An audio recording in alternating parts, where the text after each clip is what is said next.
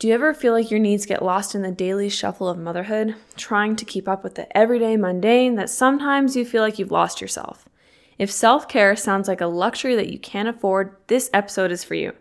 I know what you're thinking, I don't have enough time for self-care, or my family's needs come first. You may also be thinking it's probably not going to make much of a difference anyways.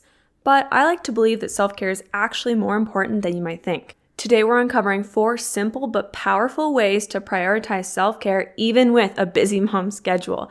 Imagine finding just a few moments each day that leave you feeling recharged and ready to take on whatever comes next. Let's dive into how you can make it happen without adding any extra stress to your plate.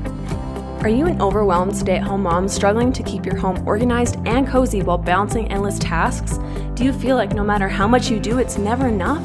Are you constantly comparing your life and home to others on social media? If you're feeling lost in your role as a homemaker and mother, you're not alone. Welcome to Modern Homemaker Mom, the podcast that provides simple homemaking strategies rooted in biblical principles. Each episode offers real-life solutions to help you confidently create a peaceful, inviting home. From managing your time and priorities to decluttering, organizing, and building healthy habits, you'll learn how to organize your home and life with purpose. I'm Jynae Schmid, a wife, mom, and homemaker just like you.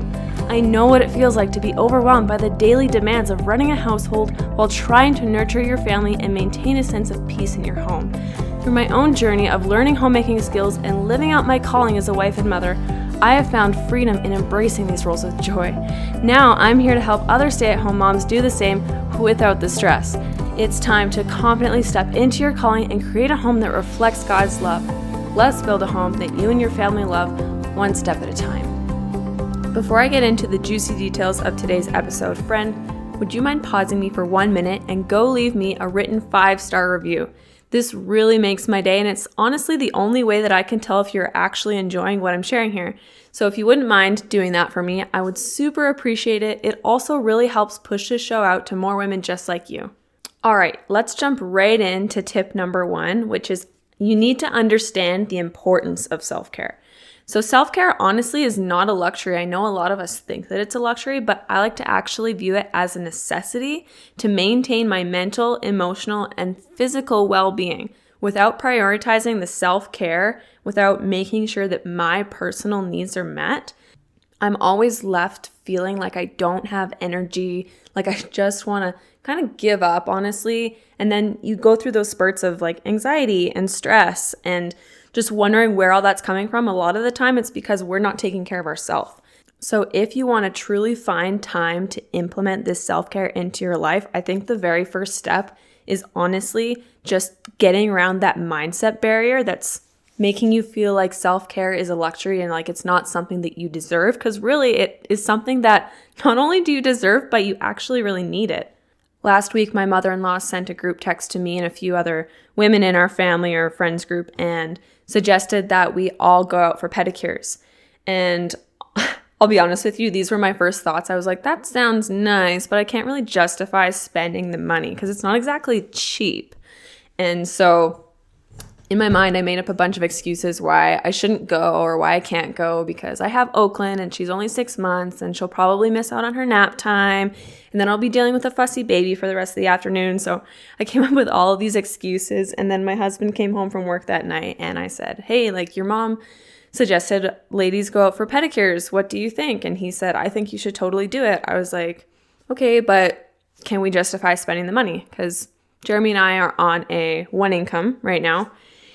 And so we're very conscious about our budget and where we're spending money. And he's like, I don't think you should ever not prioritize taking care of your own needs and yourself. And he said, I think you'd have a lot of fun. So I was like, okay, my own excuses aside, I decided I would go. So I responded to the text and said, sure, I'd be okay with going on Friday morning if that's what you're all kind of up for. And so we made the plan, we made the commitment to all meet at the nail salon on Friday morning.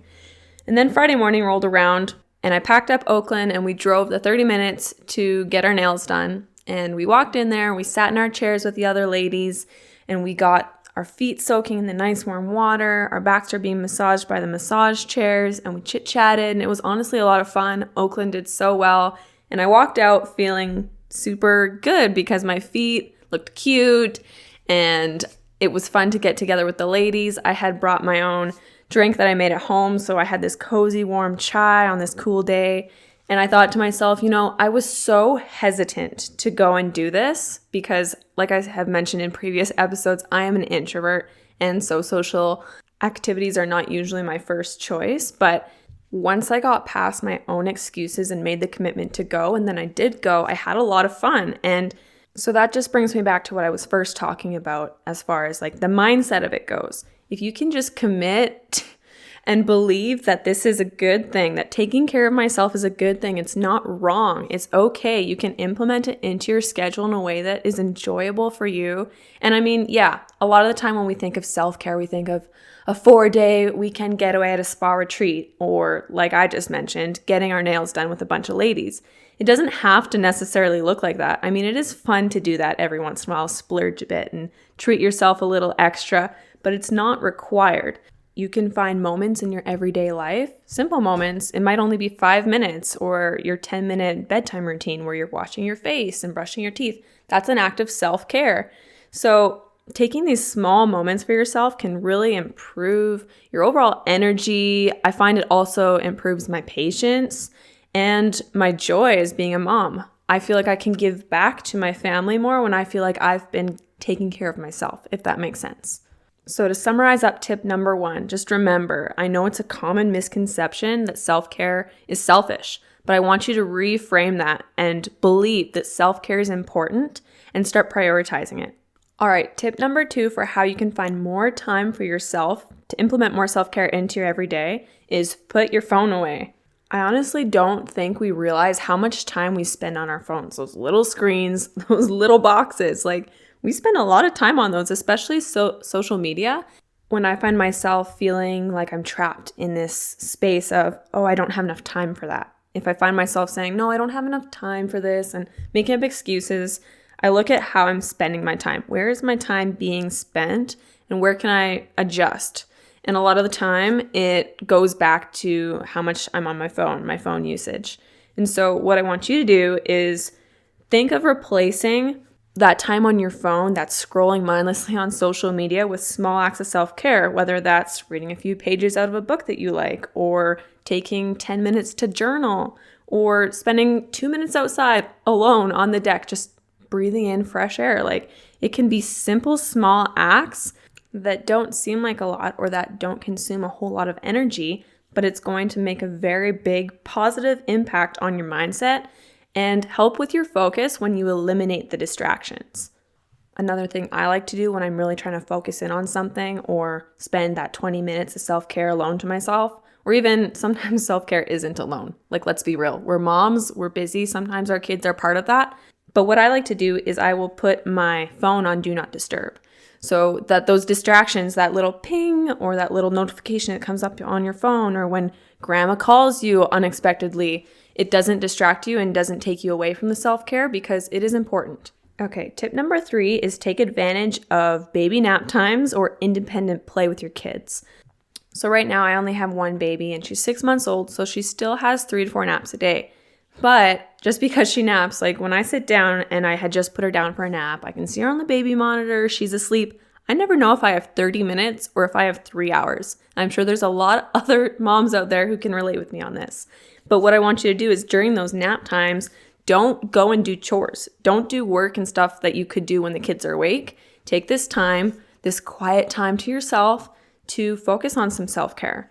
And if you have older children, toddlers who maybe aren't napping as much or don't nap at all, something that I like to always encourage moms to start implementing is independent play. And this can be started off early on. Like I said, Oakland is 6 months old, but already I am getting her used to having independent play where I don't always have to be with her. And she's learning how to play on her own, be creative in her own little world and use her imagination. And as she grows older, that's just something that we will continue to do. So when she stops napping, there'll still be times of the day where I'm like, okay, we're going to have some quiet time and you're going to sit in your room and you're going to play with your toys very quietly, or I might give her a couple books and she will know that maybe I'll set a timer or something and she'll know when the timer goes off, then you can come out of your room. Or when the big hand gets to the 12, that's when you can come out of your room. Like, there's easy ways that you can implement independent play so that the kids know, okay, it's time to be quiet in my room and be alone. And that's just a boundary that you can set early on with your children.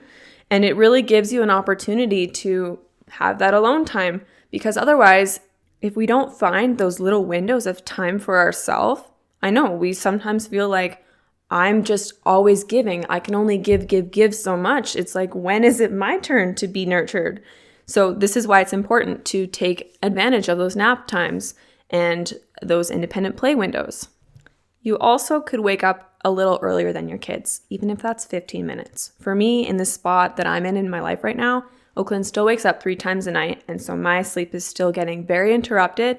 So I will be honest with you, I sleep until 8 most mornings with her, just because I feel like it's something that my body needs. I did take a week a little while ago where I was waking up at 6 and I had an hour to myself every day before she woke up. And man, was it nice. I had time to make myself a little herbal tea, and I would read my cute little book. And it was just such a nice way to start out my day. And it felt like my day started off in a slow rhythm. But right now that's just not going to work for me, because I found that I was too tired. Even though I was getting to bed earlier, I was feeling like my body needed more sleep. So in this season that I'm in, my little bits of self-care pockets come from her nap times. But for you, that might mean waking up 15, 30 minutes earlier than your kids. Tip number 4 for how you can find more time for self-care in your busy schedule as a mom is you need to schedule self-care as a non-negotiable priority. And this kind of falls in line with tip number 1 when I was talking about the mindset side of it. But I want you to view self-care as something that no matter what, you are going to make time for it. Honestly, this statement, I don't have time, is something I really don't believe in, because I actually think that we will make time for the things that are really important to us. So when you say, I don't have time for self-care, I want you to rephrase that and instead say, I will make time for self-care. For example, your family needs to eat every single day. You need to eat every day. So that's something that you prioritize. That's something that you make sure that happens. You make sure that there's those meal times. So treat self-care as the same thing. It's something that you need to implement, something that you need to set aside time for every single day, no matter what. And like I said, it doesn't have to be a fancy pedicure. It could be 10 minutes of breathing in some fresh air or listening to an audiobook while you get ready in the morning. It really doesn't have to be extravagant. All I'm asking you is that you start prioritizing it in little tiny pieces of your life. So if self-care is not something that you've been really good at prioritizing as of lately, to start, what I want you to do is take and make time for pockets that are 10 to 15 minutes daily and commit to that. Then you can build from there. You can add more time. You can prioritize bigger chunks here and there. It doesn't have to necessarily be every day, but I do want you to commit to some sort of self-care practice every single day. It could be 5 minutes. It could be 10 minutes. It could be small. It could be big. Just make sure that you're doing it like it's a non-negotiable thing. So with that being said, as your homework from today's episode, I want you to set aside 10 minutes tomorrow to focus purely on something that you find relaxing and treat it as a non-negotiable thing. I don't care what comes up tomorrow. I want you to prioritize and make sure that that 10-minute little pocket of self-care happens no matter what. So to summarize today's episode, the 4 tips that I gave you to find more time for yourself and for self-care are: number 1, I need you to understand the importance of self-care. I need you to change your mindset of thinking about self-care as being a selfish thing and instead being something that you need. It's important. You need to be filled. You need to be refueled. And this is the way that you're going to do it.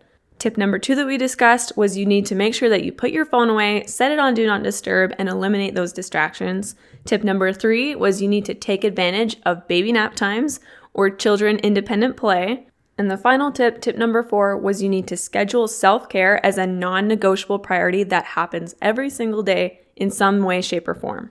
Remember that when you prioritize taking care of yourself, you can better serve your family. You can be a better version of you, and you can give your best to your family. So instead of giving your tired self, your overwhelmed self, your irritable, no patience self, you can give your refueled self, your I feel recharged, I feel like smiling, I feel like I've been taken care of, and now I want to do better for my family. I want to give them my best, my 110%. And this is a journey. It's going to look different for you than it does for me. And what I want you to just do is make sure that you start small. Don't try and take on more than you can handle. Even if tomorrow you only got time for 5 minutes to sit alone and sip your nice warm chai, that's better than maybe what you did today, which was nothing. So just look at it that way, as little stepping stones, a little ladder that's making you climb closer to the top of being in a place where you feel confident, like you're always taking care of yourself, you're prioritizing your needs, and that's going to make you feel energized and like you're ready to take on the day and best serve your family in the best way that you possibly can. All right, friend, that's all for today. I hope you learned something and that you were blessed by this episode. And if you were, take a screenshot of this episode and send it to a friend. I'll see you next week for the next episode. Before you go, if this podcast has encouraged or helped you in any way, the best way that you can show your support is by subscribing to the show and leaving a written 5-star review. Your words truly make my day and remind me why I love sharing here. You can also snap a screenshot of this episode and share it with a friend or post it to your Instagram stories. Make sure to tag me at Her Stable Home. Thanks so much for listening, friend. I will see you next time.